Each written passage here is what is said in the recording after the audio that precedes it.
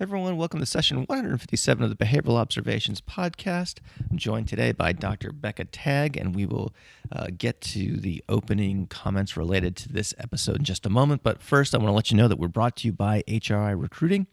So if you are looking for a job in the field of behavior analysis and you want some information about what availabilities are out there, what type of salary you can ask for, if you're curious about what your resume would look like to HR departments, etc. Anything career related. You want to talk to Barb Voss. She's been in the business over 30 years and really knows her stuff. So go to hricolorado.com and schedule your confidential chat today. We are also brought to you by the Whoop Strap. That's right. It's been a while since I talked about the Whoop Strap. I've been using it for, probably over 6 months now. I really love it. I can go on and on about why I like it, but it really keeps track of your sleep really nicely. I think that's probably where I get the most enjoyment out of it. If you're curious to learn more about it, you can check out the episode I did with John Catalupo, one of the founders of Whoop, or you can just go to behavioralobservations.com and click Get the Whoop Strap. There's a little discount code there to go along with that. And while I am at it here, I also want to let you know that we do have a Patreon group. As a matter of fact, this particular episode I just posted to the Patreon group. And guess what? There's just the intro music and the interview itself. None of these opening remarks, no commercial interruptions, et cetera, et cetera. You just get straight to the point. There's lots of other benefits for joining the Behavioral Observations Patreon. I won't belabor them here. However, you can just go to behavioralobservations.com and click the Patreon tab at the top, or you can go to patreon.com/behavioral observations. Again, we have a lot of cool things to offer, and so I hope you go over there and check it out. Okay, on to today's show. This particular episode with Dr. Becca Tagg was inspired by the interview I did with Dr. Jane Weiss last year. In that episode, we talked about how cool it would be if the field of behavior analysis had an equivalent of a medical residency, such that BCBAs in training can learn about practicing in a wide variety of population areas. And so as you'll hear in this interview, Becca heard this conversation, and she emailed me and said, hey, this is exactly what we do here at Del Mar Behavioral Health, where she is the owner and operator. And so I said, well, that's way cool. So why don't you come back on the show and tell us more about it? So here we are. So it's really an interesting conversation, very thought-provoking, and it's really cool to hear how they really do such a good job and invest a lot of money that's not billable, mind you. So they really do invest in their BCBAs for the long haul. And so I think you'll get a lot out of that. Before we get to the topic of the ABA residency, we do spend the first probably 10 minutes of the show talking about, the topic that no one can stop talking about, and that's the COVID-19 pandemic.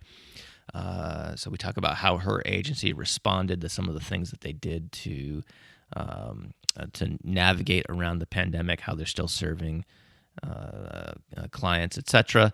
I should probably note that it'll become readily apparent that this episode was recorded earlier in the year. Actually, it was recorded in December of 2020. There were just some time-sensitive episodes that I had to get out before this one. I've got a couple others that I recorded in the fall that I'm really excited to release as well. But I wanted to just make note of that because it'll become readily apparent that it borders on the anachronistic in certain places. But I think we're still faced with some of these issues here in the spring of 2021. So I wanted to keep that conversation in the podcast itself, because I think, again, many of these things are still relevant. So I think that's pretty much it for opening remarks. Again, if you want to check out some of the things that we talk about, I've tried my best to collect all the references and other pieces of information in the show notes. So you can go to behavioralobservations.com and just look for Becca Tagg, and you'll be good to go. All right, so without any further delay, let's get to this conversation with Dr. Becca Tagg.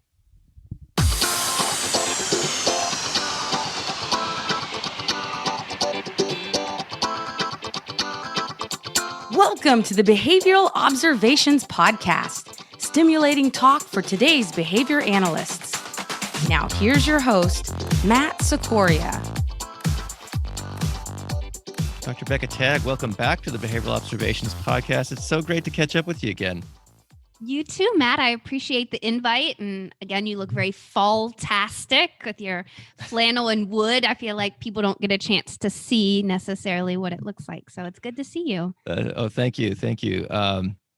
Yeah, well, as you know, I tape all these episodes in my basement, and it's like 20 degrees out now, so I have to break out the flannel. It's either a flannel or a hoodie. That is, this is my podcasting, part of my podcasting attire. So it brings a new meaning to business casual, I suppose. Basement casual. Here we go. I love that. That's actually how I dress all the time. And my sister says that I look like I'm in a 90s garage band 95% of the time. She's not wrong, but it's comfortable. Flannels, graphic tees, hoodies. Yeah, I would take that as a compliment. Yeah, I do. Yeah, no one says that about I'm 39. me. So. That's right. That's right. When, so I want to talk to you about training staff, because you have a unique perspective on that. And we can get into how we stumbled across this topic in a little bit. But it's been a little while since we caught up, so I'd like to do some catching up on some contemporary topics before we get into staff training here shortly.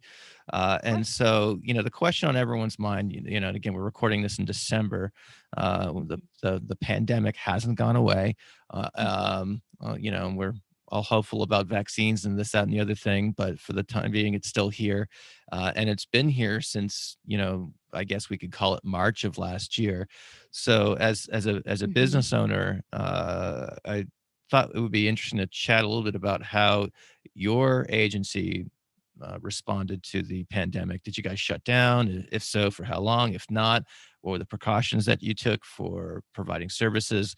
What were the decisions that went into that and stuff like that? So let's just start from there. I would love to hear how you handled this, as they say, unprecedented and challenging time. Yeah. Gosh, reflecting on that is so interesting. So we did close down, actually the day of St. Patty's Day. And the only reason I know that is because I had ordered a 5-pound cookie to share to the staff in a shamrock shape that was delivered. And I was getting ready to bring it to the clinic, and we decided to close. And so it sat on my counter, slowly being eaten away by me and my husband until I finally got rid of it. So it was this like concrete reminder of when we closed. And I haven't eaten a chocolate chip cookie since then. Because I think I may have OD, or I may have like overdone it on the cookies. So we closed down in person, like I said, right around, I think it was the 15th or the 16th. We furloughed most of our staff. And for the reason we chose furlough was because we wanted to continue to provide health insurance, because it felt like it was a unvalue or non-value aligned behavior for me to let people go, so they had no health insurance during the middle of a pandemic. So we furloughed staff. What's the difference between a furloughing and laying off? Laying off means that they're not employed, right, with you, so all of their benefits stop. Okay. So for me, that didn't feel value aligned. As a business owner, as a human, whatever, or both, not whatever, it's important, and wanted to be sure that people still had health insurance, God forbid they need it.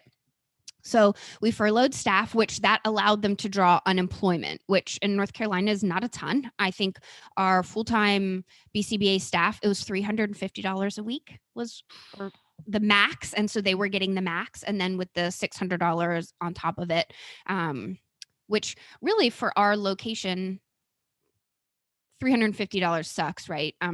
Or is not livable. Let me be thoughtful of my language. It sucks because it's not really a livable wage. It's both. And I care about our team. And so then with the extra $600, that was closer to, you can live okay on that. We live in a very low, it's rural, southeastern North Carolina. The cost of living is low.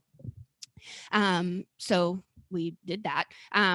And most of our funders did not move to telehealth. We have a majority of TRICARE clients because we are here at Camp Lejeune. And so the only thing that TRICARE said they would move to telehealth was family meetings, parent guidance. We call them family meetings because guidance makes it sound like we know more than the parents, and that doesn't really feel quite right for us. We call them family meetings. That's not enough for a full caseload for a BCBA, really, for the number of kids they see. So we offered the option to our BCBAs to who wanted to come back, who didn't, like kind of talked that out. A few wanted to and a few didn't. And I personally really struggled with that. I was like, oh my God, why would they not come back? There's families, there's help. But I think that's me being Judgy McJudgerson, right? Because they had families or they had other things happening, that it wasn't just work or not work. It was what other things were happening for them that they couldn't do a good job of these family meetings. And so it was a really nice is such a throwaway word. It was a really valuable learning and growth opportunity for our team members to really talk together about what's doable, what isn't.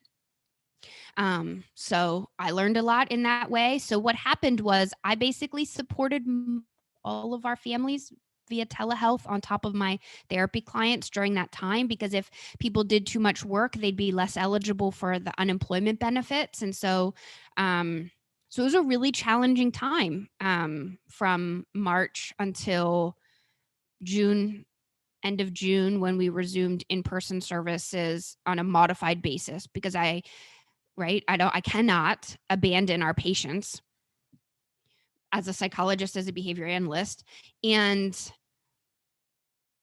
we didn't have much option. So TRICARE also didn't approve the parent guidance right away. So for a few weeks, I just provided pro bono services because, again, it didn't seem right to stop seeing them during a time of unprecedented stress.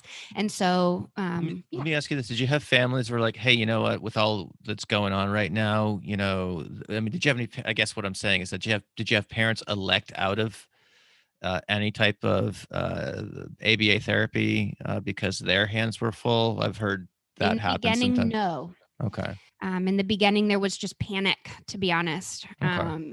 There were some that when we were meeting, it really became less apparent guidance and more they needed to be referred for mental health services. And I think that was important, and maybe would have been harder for some of the BCBAs to do. But I started noticing, not because they can't, but because you want to help and you don't realize where your scope ends and begins, right? And so quite a few of those in the beginning ended up being, gosh, it sounds like you guys are really struggling, and that's totally normal. And right, the family meetings are about the identified patient, or the IP, which is your child receiving ABA services. And I'm noticing that we're talking a lot more about how you're navigating this. And I'm wondering if you'd get more out of, or if it's more appropriate to make a referral for mental health. Here's what that looks like. You just get to call. That's all telehealth too. And I'm feeling like this isn't so much ABA. And so there were some of those conversations, which also then was, well, why can't I just see you? You're a psychologist. And I said,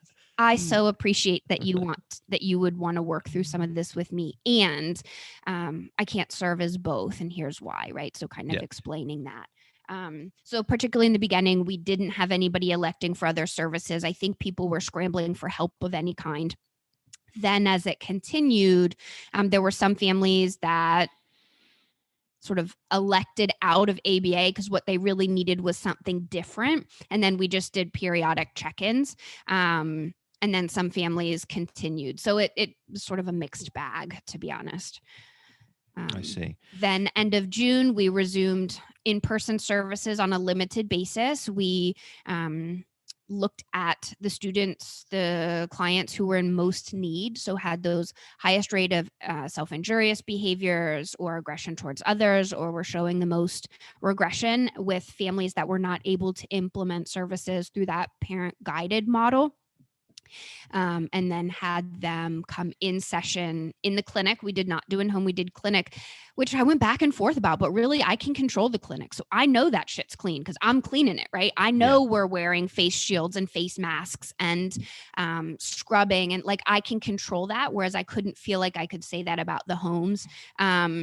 not because our families aren't wonderful, but because if I'm putting my name on keeping my staff and the kids safe, I kind of want to have as much control over that as possible.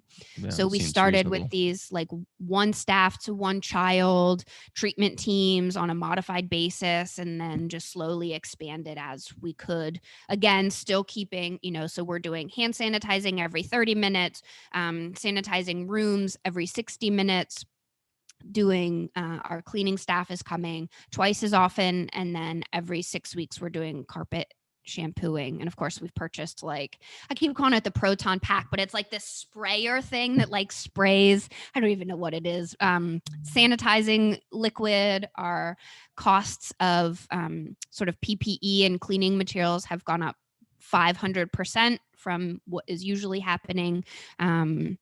So yeah, additional expense, and there's no pillow as soft as a clear conscience, and knock on wood, I hate to even say it out loud, but we've not had any issues with exposures. Anybody who's even thought to be exposed is out of the clinic. So I think my guiding principle has been to consult with the physicians we work with, the Department of Public Health, and then also to really, I'd rather look back on this and say, wow, Becca, you were being too extra, than to look back and say, I wish I had taken this more seriously. Yeah, that sounds about right to me. So, where do you guys see things moving forward? Obviously we're in this stage right now where, obviously there's a lot of open questions in Yeah. terms of who gets the vaccines and how Yeah. quickly they become available and things like that. Do you have kind of criteria in your mind right now in terms of, okay, now we can kind of go, to this next level or of openness or what have you? Yeah. What's your thinking going forward with that? So we actually got a second building. This is not going anywhere anytime soon. Our restrictions in our building, we couldn't serve everyone that we needed to, or that we were previously serving. So we took out a short-term lease, which is 12 months, for another building so that we could stay physically distant and still serve the number of kids we were serving before. So again, that's a significant increase in overhead. And again, there's no pillow as soft as clear conscience. And I feel confident that we're doing everything that we can so that we have another building. So we have one staff and one child per room at a time. So we've seen a decrease in our ability to really work on social interaction with peers, which sucks. We've tried using some walkie-talkies, and we've tried using some like video platforms like this between rooms, but it's just not the same. So I think things are going to continue this way. We actually here in North Carolina are seeing our numbers increase. So while I was worried, I guess not was, am worried about the additional expenses, I feel confident that we're doing everything that we can to keep everybody safe. And I anticipate this staying the same for a little while yet. We're not just one child and one staff. How do I say that differently? One child does not see the same staff every time anymore. So we have widened those treatment teams a little bit, but they're still organized into pods. Okay. So like people are only seeing a certain number of people. And we really aren't doing much in-home work at all. If we are, it's the BCBAs are going in home for those family meetings or for some direct session to guide parents in that way. And then we have a whole extra protocol for cleaning materials or, attestation forms, not just for in-home, but for anybody coming into the clinic. We've bought 1 million, it feels like, thermometers and, so I think this is going to continue this way. As a psychologist, I'm doing just telehealth, and psych testing has been on a modified basis as well. So there's been a lot of changes. And I don't know that they're going anywhere anytime soon. We regularly consult with our public health department, and then there's a physician and a nurse practitioner locally that we check in with, as well as our attorney, of course, to say, like, here's what we're doing. What are we missing? How does this look? What do we need to do different to be sure that we're doing everything we can? I mean, every moment that the staff walks into our building, it's up to me to keep them safe and healthy to the best of my ability. And the same for every child. And I take that really seriously to the point that it's very stressful. And that's what I would want somebody to do for me, if that makes sense. For sure. Well, thanks for taking that time to outline that. It's just, It's always interesting to hear how various people are moving forward in this. So, are you looking for a new job, but you're overwhelmed with all the emails that you're getting from various ABA agencies? What if there was someone who was in your corner and could help you find the perfect job placement? Well, that person exists. Barbara Voss has been working as a recruiter for over 30 years, and her company, HRIC, specializes in placing BCBAs in permanent full-time positions throughout the United States. Barbara has been placing BCBAs since 2011, so she knows our business, and she offers personalized service to any BCBA looking for a new position. She also helps companies looking to hire BCBAs too. Here are just some of the things Barbara can help you with. She can provide information about salary ranges in different markets across the country. She can help you write your resume. She can coordinate and prepare you for the interview process, and even help negotiate the right salary for you. And best of all, there are no charges to any candidate for all of these services. When you're ready to make a change and want to work with someone who will listen to you and understand what you need in a new position, contact Barbara at HRIC. To schedule a confidential discussion, head over to hricolorado.com. Again, that's hricolorado.com, and hit the contact button to connect with Barbara. You won't be disappointed. Let's shift gears here then. Sure. So I think this conversation started when it was around the time I had Mary Jane Weiss on the show, and we were talking about the training of new BCBAs. Yeah. And I said, yeah, I wish there was some sort of rotation where people get experiences in different content areas. And then you reached out to me. It's like, hello. We do that. So it sounds like it would make a great information for the listeners to hear. So, Okay. so what exactly do you call this, and who is participating? So I've used the word like rotation or residency. I'm borrowing all these kind of medical training terms. I'm not sure which one applies, or which one's the most appropriate one. So do you call it like a clinical rotation, or what is this? So we use all of those. Okay. So it's it is when you had I think it was Tim Courtney on from Little Stars, right? Oh ABA? yeah. Okay. Yeah. So when It's they back talk in the about archives. Oh, is that the archives? Gosh. No, Well, it's that's not all the right. archives. It's an older show. Yeah, for It's all sure. right. I sing along to the songs in the grocery store. So I'm totally okay with being in the archives and the older now. So then they talked about their apprenticeship model, which I really appreciated. And that was a name to what we were already doing that I didn't realize. Well, okay. So also, I thought everybody was doing what we were doing, right? My theory of mind sucks sometimes. And so thinking, oh, well, this is what everyone's doing. And then I realized, oh gosh, when he talked about it, it was like revolutionary. I'm being punchy, but like it was a big thing. And I thought, I love that language. And oh my gosh, I didn't realize other people weren't doing this.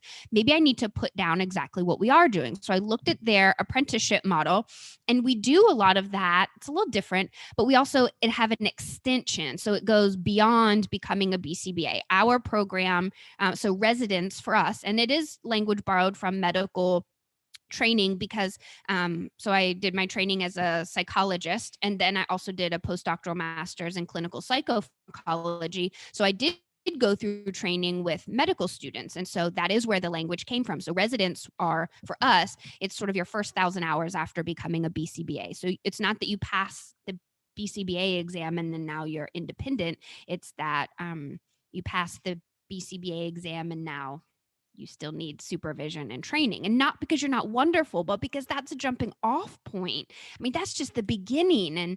And so there's that. And it came from partially my training as a psychologist, where, so in school, you couldn't do two of the same trainings like practicum. So if I did an older adult rotation, I couldn't do that next. I also had to do peds, or I had to do outpatient, or I had to do inpatient, or I had to do group therapy. Like you had to have all these different applications of psychology, which really, for me, made me feel like a better psychologist because I had multiple exemplars, right? Multiple application.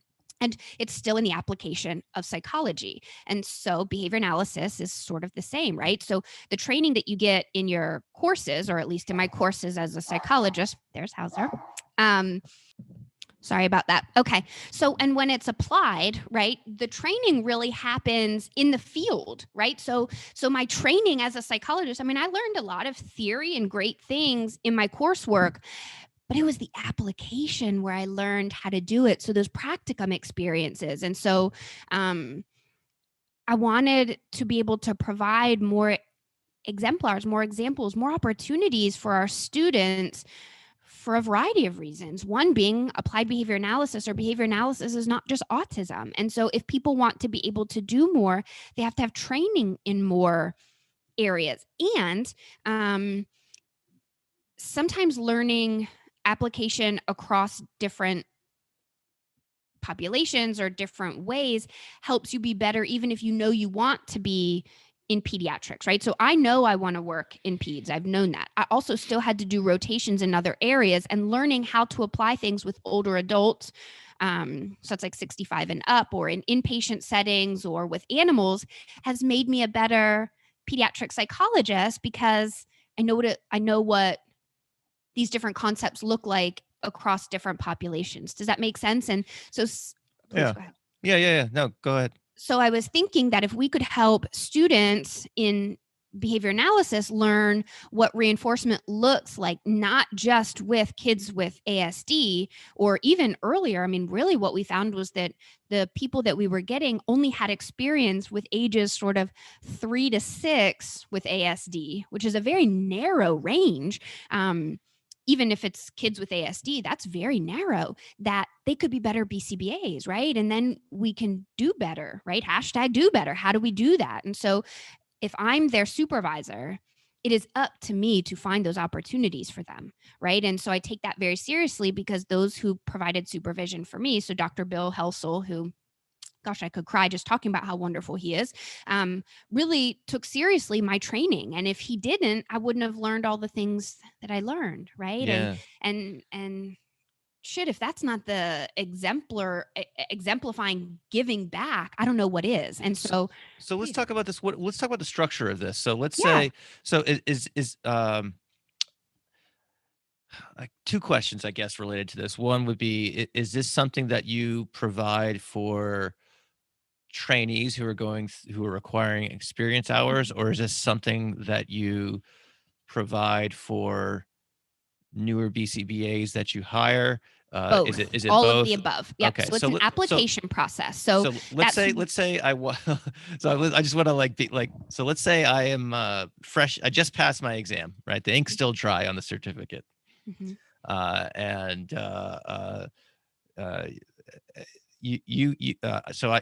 you hire me, right? So what tell me what it looks like from my perspective in terms of how I'd spend my day, how these rotations are structured, what are the different areas, et cetera, et cetera.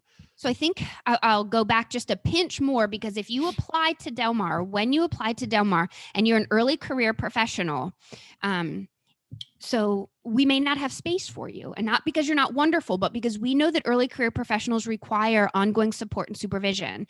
And so we may not have availability, and the same goes for our students. So if we have availability for an early career professional, so an opening in our residency, then we would talk about a skill assessment. So looking at, what do you know? We need to see,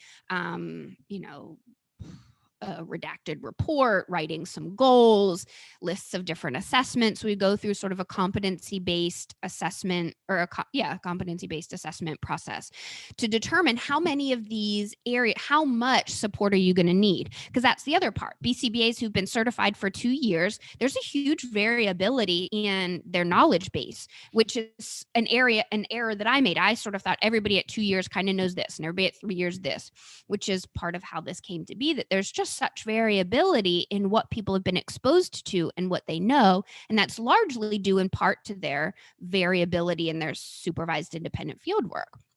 So if they're, so we determine your growth edges and your strengths. And then based on that, you get assigned to do certain clinical rotations, which would be assigned based on your areas of need. But then we also let you pick some, because everybody deserves to have reinforcement, right? Contact the stuff that you want to do. So Sure. One of the areas that I find that most BCBAs require is our writing rotation. So writing for us, it's insurance companies. We also do some for education so that you can compare and contrast the difference, but really working with funders. So understanding how to write an evaluate or a treatment report and how to work with funders is one that just about every BCBA who hasn't been trained with Del Mar who comes in needs to go through. And so those are, that doesn't mean you can't have cases at the same time, but it means that you are not the only practitioner, the only BCBA supervisor on those cases until you meet certain criteria. So you get support from our more seasoned BCBAs. The rotation is generally 6 weeks, 1 hour meetings per week. That's usually with me or whoever's facilitating them. I do the writing one, so that's me. And then there's sort of assigned homework in there. So for the writing one, it's reviewing the CPT code manual, going through TRICARE's operation manual chapter about ABA, looking at previously written reports, practicing writing them, just a lot of practice writing to get that skill up to mastery. That's not the most scintillating one.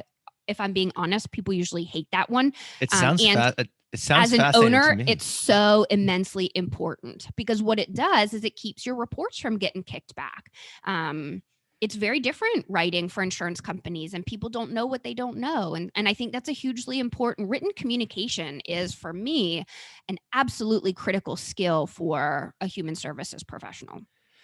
Yeah, for me, this sounds really fascinating because I think I've talked about this in other settings, but if I'm writing up an FBA for a student, I agonize over every syllable, every piece of punctuation, and not just to make sure it's grammatically correct, but the tone needs to be right. You have to describe things that are challenging and problematic, but at the same time not sound judgmental. It just takes me. There's some people who could sit down and bang something out, very quickly, and that's never been me. So I definitely love the idea that you're putting this as a priority in terms of how to put yourself forward as a written communicator, and so I think that's super cool. I mean, it's probably maybe an application it might be dry, and I don't really interact too much with insurance companies, so I don't really understand the needs of that type of writing for that audience. But certainly, for an educational audience, I've seen the outcomes of doing it right, and certainly when things go, when you don't get it right as well. So. Well, and that's one of our other rotations is working with school districts. So I am, a nationally certified school psychologist as well. And so we do engage in work with school districts. And so we review IEP. So as part of that rotation, we look at IEPs, both from our local district and from other states. And we look at, compare and contrast the differences in school delivery versus delivery that's either paid for by an insurance company or private pay, right? We're looking at these differences because kids don't exist in a vacuum. And so even if you aren't the school BCBA, you should probably understand how the school district operates because it's a very different system, and yet a system that's important for that child. So then part of that, so we look at these IEPs, we learn about basic eligibility determination process, IEP processes, similarities and differences between sort of private, like outpatient services funded by insurance versus educationally funded services. And then we have some partnerships with some of our local school districts. And then the students or early career BCBAs, whoever sort of you are, whoever's in that rotation gets to do work, right? Does consultation with the schools, and we don't charge the schools for that. So that helps foster the relationship between us and the districts, which generally isn't very positive here in some of the areas.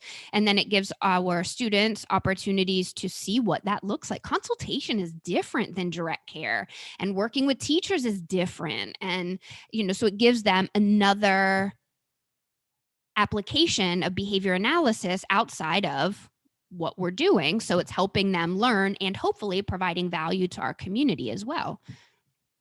Yeah, they need to know what to do when the teacher breaks down in tears. I Yeah. think I don't think you can really call yourself a school consultant if you hadn't had a teacher,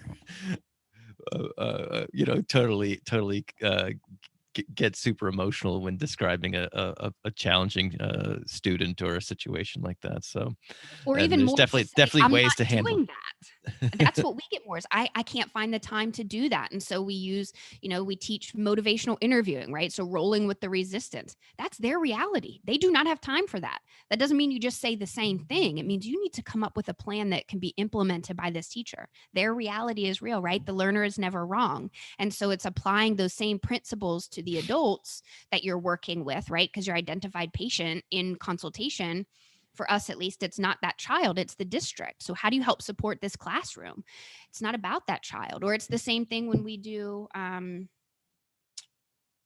a variety of them where OBM, we do an OBM rotation with Shannon Biaggi of CMO. So she teaches our BCBAs and our students about OBM, which is hugely important. Even if you're not a business owner, you are managing treatment teams, you're managing families, you're managing caseloads. You've got to understand sort of organization behavior. And so that's another one that many of our early career professionals, as well as our students, participate in. Hey, I just want to take a quick break here. I'm feeling really rested as I'm recording this commercial. You know how I know that is because of using the Whoop strap. And I'm just looking at my app right now. I got 7 hours and 27 minutes of sleep last night. And if that sounds brief to you, that's actually really good for me. And I can see that I got an hour and 44 minutes of REM sleep and an hour and 32 minutes of deep sleep.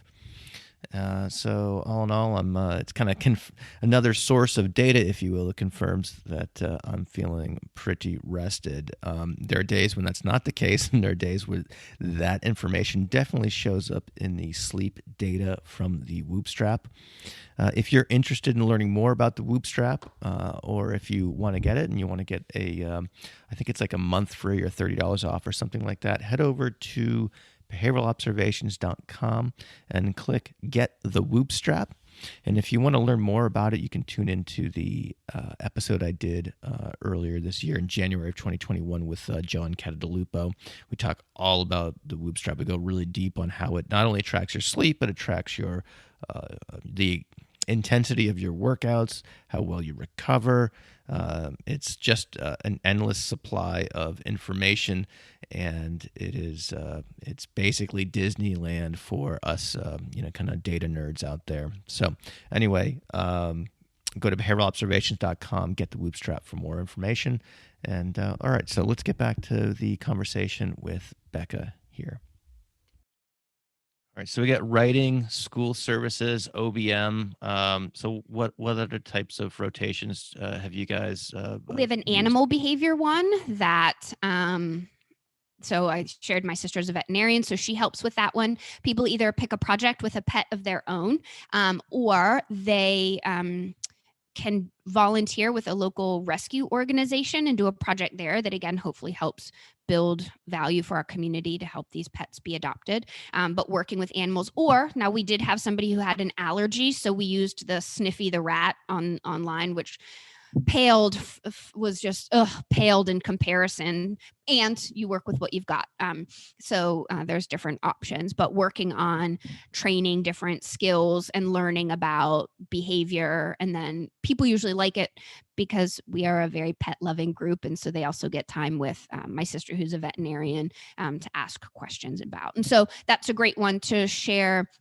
Not every minute spent in the clinical rotation is going to count for unrestricted hours, right? If we're thinking about students, because learning about certain stuff for your pet is not going to meet the criteria for the BACB, right? And so that's okay. This is a learning opportunity. Not every minute, just like not every minute that I'm doing anything as a BCBA is billable. And yet it's important for me to be able to do what I'm doing. And so it's not that every moment counts. You decide what counts. Just like looking at IEPs, not all that counts, right? You can make it count, if we're talking about counting, by can you rewrite some of the goals? In what way can you approach this behavior analytically? And there's some stuff that is not behavior analytic and is an absolutely crucial piece of information to know to best understand the context of your clients. And so it's not that every moment counts, and a lot of it does count when we're looking at it from a student perspective. And then for our BCBAs, for early career professionals, there's some that they get assigned to complete, and they also get to choose to complete them. It's something they can earn, right? So when you're meeting your productivity minimums, right, or your productivity requirements, then you get some extra reinforcement, and that might be participating in one of the clinical rotations that's of interest to you. I see. Even if it's not a requirement. Does that make sense? Yeah. So we do another one on one of the areas that I saw was a weakness for many BCBAs was typical development of kids. And so we have a speech language pathologist, an occupational therapist, and they do some training on speech and language, typical development, motor typical development, and then the way our students and clinicians gain that's gainful information there, but they can practice by helping support during speech or OT sessions, which we can't bill for. And it's about applying behavior analytics supports, or how would they rewrite goals, or even getting feedback. Are these goals developmentally appropriate or chronologically developmentally appropriate for these kids? And so learning that. And people often will say, well, Dr. Becca, we're not a multi-specialty clinic. Yeah, we don't always have those clinicians either. Then it's reaching out into the community and saying who might be interested in doing this. So helping to foster connection with other organizations. Because again, we're right here at Camp Lejeune. So we employ a lot of military spouses. And so they come and go. And there are times that we don't have an SLP or an OT, and it's still super valuable. So reaching out to the community to see what connections you can make there. And most times it's free. They don't charge us anything for it. And then in return, we do consultation with them, which helps our students and behavior analysts, again, get greater experience with consultation. All right, folks, this is the last ad of the show. I just want to let you know, if you are interested in getting this very same podcast without the introductory comments or the ads, and if you want to access things like deep discounts on behavioral observations CEUs, or depending on the tier you sign up for, FTF CEUs, or bonus content. In the last episode with Ditu Rajaraman, we had almost another whole hour of content for Patreon subscribers at the early adopter and above levels. So lots of cool stuff available over there. And you don't have to listen to commercials like these at the same time. So would love to have you in the Patreon group. So if you would like to learn more, go to behavioralobservations.com/Patreon. Or just go to the little Patreon tab at the top of the homepage. Or if you're already on Patreon, if you use it to support other creators, you can just search Behavioral Observations, or go to patreon.com/Behavioral Observations, and you will be good to go. So that's it for commercials for this particular podcast. So please enjoy the rest of the conversation with Becca. When you started your practice, did you have this perspective from the get-go, or is this process evolved as it grew? I have to imagine this takes considerable resources to pull off, because a lot of these things, as you say, are just not billable. And so, we're talking about kind of like the quote unquote free time, and we know time is not a renewable resource for sure. So talk to me a little bit about how this process evolved, in your journey as a business owner, and certainly what might some of the ramifications been from a cost benefit analysis of trying to pull something like this off. If I'm being really honest, I was seeing new clinicians present for jobs that were missing some major skills that made it really hard to hire new BCBAs because they needed so much training.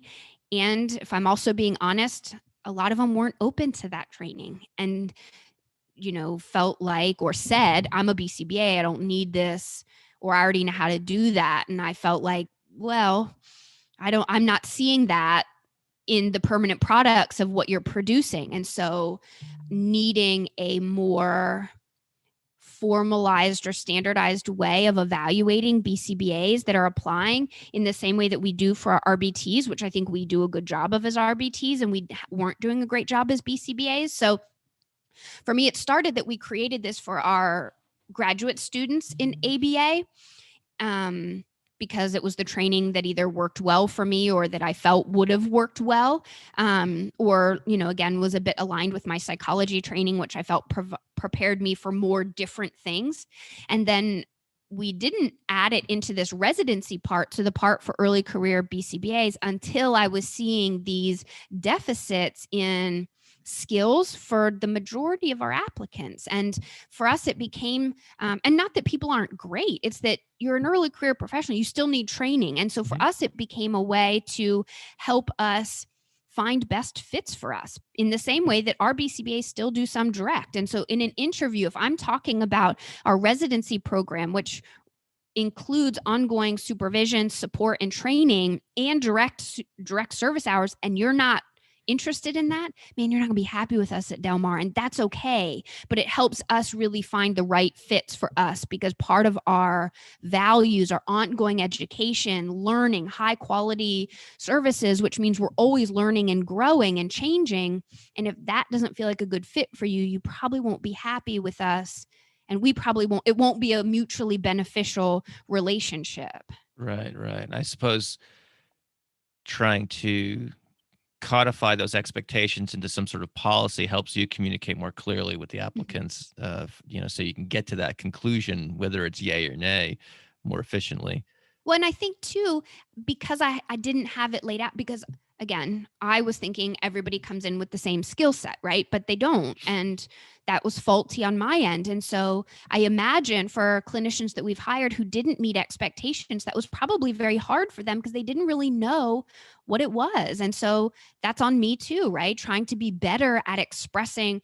I think we do a great job of expressing our training performance standards for RBTs and for our students, and weren't doing as great of a job of that as our BCBAs. So really the natural thing for us was to extend that training, those apprentice into a resident, and allow them access to these clinical rotations, helped us better identify people who are good fits for us, but also made it more concrete's not the right word, but made it more, we called a pipeline, right? So they knew where they were going and what was expected of them, as well as what was afforded to them as a benefit of employment that maybe they weren't as clear about when I didn't have it laid out that way. Yeah, it almost sounds like a PBIS approach to, Yes. school discipline, where, instead of, and this analogy is probably going to come off, I don't mean it to be pejorative, I guess is what I'll lead this with, but, it's instead of waiting for problem behavior, or in this case, performance problems to occur, and then shake your fists at the sky and say, "Why, God, why?" You know, Mm-hmm. you teach those expected, repertoires from the outset. What? So we have plenty of early career professionals and plenty of students tuning into the show all the time, and so I would be interested to get your feedback on what skill deficits you are seeing with with people coming out of school in the last couple of years, uh, just so that if people are in the audience who are in these situations, that they might, yeah, maybe, obviously not everyone listening to the show is going to come apply for you, and you're not going to certainly not going to have room for everyone. But if you're noticing a consistent skill deficit or set of skill deficits that people can improve while they are able to, and then make themselves more valuable in the workplace later on, what would you identify as those kind of job characteristics or performance attributes? Sure. So a couple of them. One is goal writing, so assessing and then selecting goals from an assessment. I actually have a job aid like worksheet on doing this that I've made freely available in the Business Builders group, so that people can access that. Because I was really seeing that people could write a goal, but they didn't know how to get that goal. Like it had to come from, you have to assess and then you select the goal from the assessment paired with norms. And so we saw some challenges with that. So we created this worksheet that kind of walks you through doing that. So I think that is one. Report writing is another one. We've created a quality assurance template that we also make freely available. It's actually a modification from something Rebecca Womack shared years ago, that we've made available that I think helps you, or I hope is helpful to others, that we've made that freely available. Another one is, and I hate that they're called soft skills because that makes them sound less important, and they're absolutely crucial. The BCBAs that I know who have been less successful, it's not their lack of knowledge of the task list, it's their interpersonal skills. And so one of the other rotations that we do is about interpersonal skills, and we use a book called Difficult Conversations, and I created a workbook that goes along with that. It's like a guided notes workbook that I've also made available to help others implement that. I think those are, and then typical development of children is another. I would say those are the big areas that, even if you're but if you're doing ABA with kids with autism in home or clinic based and none of the other stuff, and you're not interested in other stuff, those are all still really important and are areas that I see as, that either people ask a lot of questions about, or are areas that need some further development as an early career professional. All right. So assessment and goal writing, soft skills.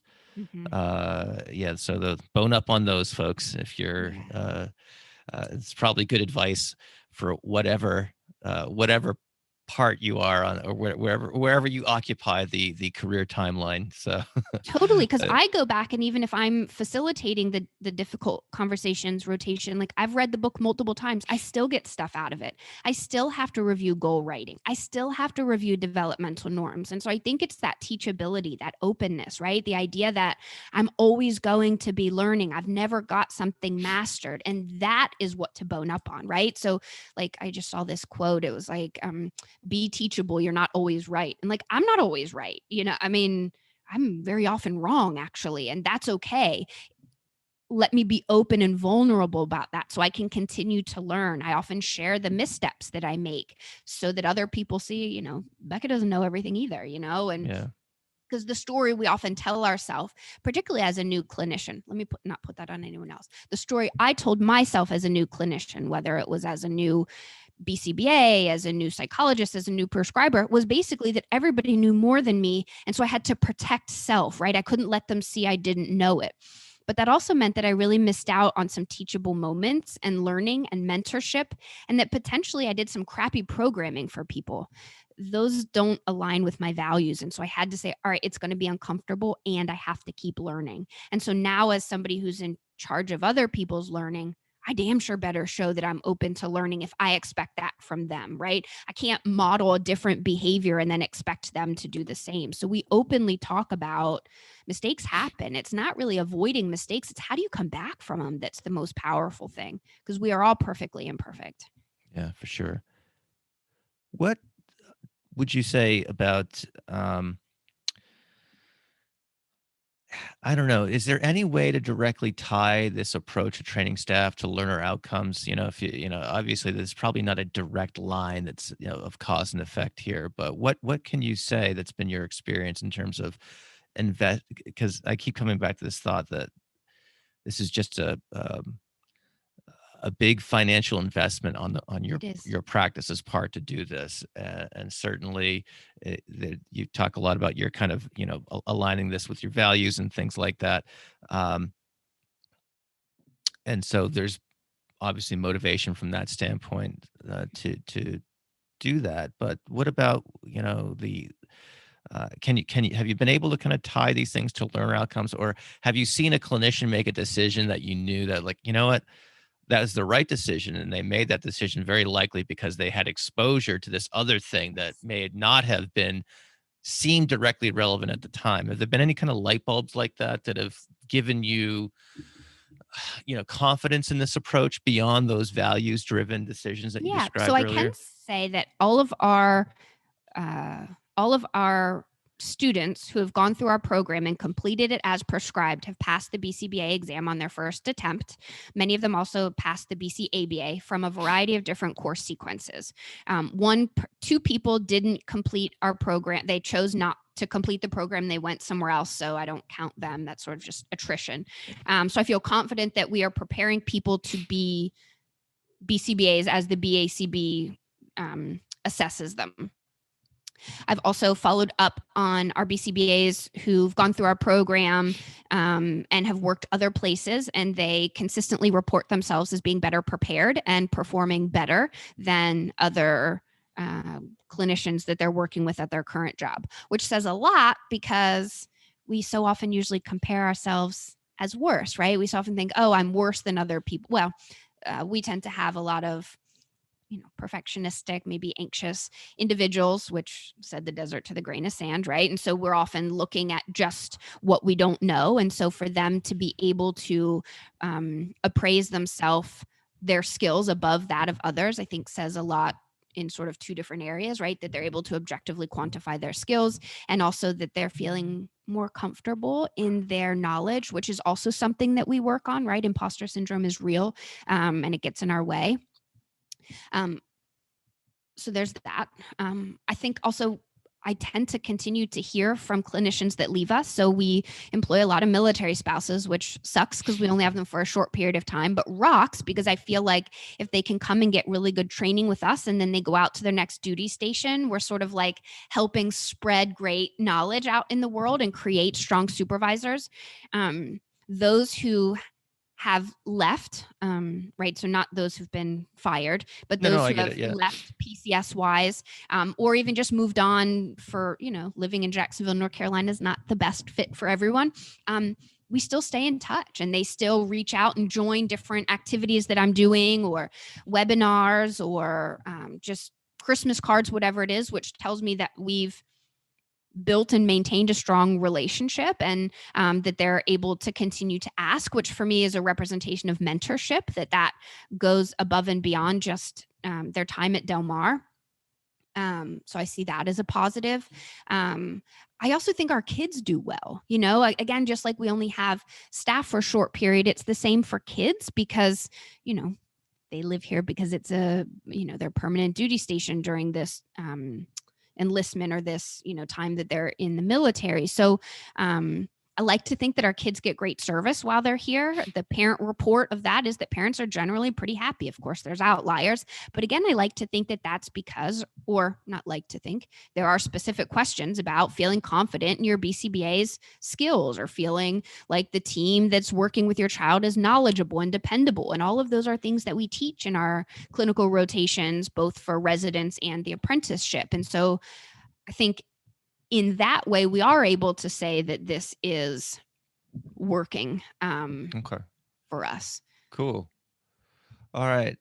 So wrapping up here, Becca, Sure. there's probably a number of practice owners who are listening to this and perhaps would want to incorporate some of these practices into what they're doing.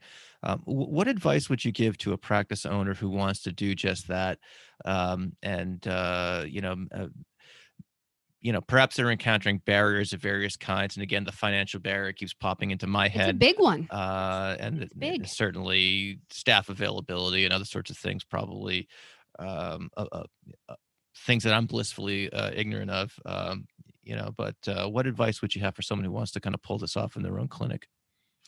Sure. So I think your point about resources is absolutely valid. This is an extremely expensive program to run, particularly for a company that's on the smaller side. There's like 30 or 40 of us. And so I think start with where you're having the most pain points for your clinicians and then basically you're coming up with exemplars, right? So what is a perfect, right, or minimally acceptable, and then exemplary report? Let's use that one.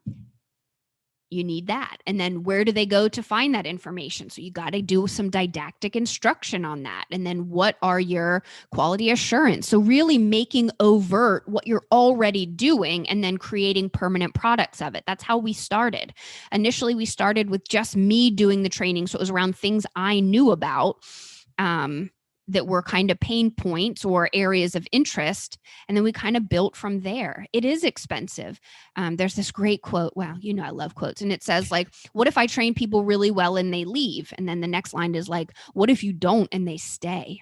And like, that's really my motivator is I want to have quality staff, but also I love this field and I want it to be around. I want us to do good work so that third-party payers see the value and they keep funding it. And I have a responsibility as like one of the old timers, right? As not an early career professional to help create that. And so again, that's value aligned. And also some of it is selfishly focused. I want to be able to do this for a long time. And I know if there's more of us who are not doing as well, right? Who aren't delivering high quality, effective service, people are going to stop paying for it. And they should, by the way. If what we're doing isn't working, people shouldn't pay for it. Yeah, agreed. So this is part of me saying, this is important, and here's how I can contribute to that. Just like the podcast or the business builders group, all of that is somewhat selfishly focused. I want to keep doing this, and I want, I know that in order to do that, we all have to do better. And so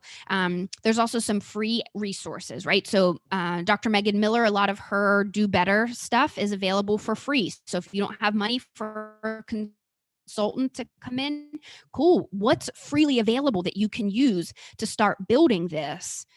It's like the Shel Silverstein poem, How Do You Eat an Elephant? One Bite at a Time, right? Yeah. Don't try to build out an entire program all at once. I didn't. I started with what's missing, build that, and then move on to the next one. And then collaborate. So we do some grand rounds presentations with other clinics not in our exact area, but in our state. So we practice doing, basically verbal behavior. So speaker behavior to another group of behavior analysts. And they get to learn about other patients other than ones at Del Mar. And they get to, we practice giving professional feedback to each other. And none of this costs anything. You just have to find other people that are bought into it with you. So I used to say, find your tribe. And then somebody very kindly pointed out that for some people, tribe has it feels, I don't know the right term, but it's like not culturally sensitive. And so I'm working on taking that out of my vocabulary, and yet it hasn't yet been mastered. So it obviously still just came out. And what I mean is find your family, find your people, find your like-minded group who shares that mission, vision, and value, and maybe also is lower on resources, right? Or is willing to do a barter system, right? I'll facilitate this one if you facilitate the next one, because there are people out there wanting to do different and better, and find them. They're there. All right. Awesome. Inspiring words to leave us with, Dr. Becca Tagg. Thanks for joining us again. Thanks, Matt. Thank you for listening to the Behavioral Observations Podcast with Matt Sikoria. You can find Matt's notes on this episode at www.behavioralobservations.com. We also invite you to stay connected with us on Facebook at facebook.com/behavioral observations and on Twitter at Behavior Podcast.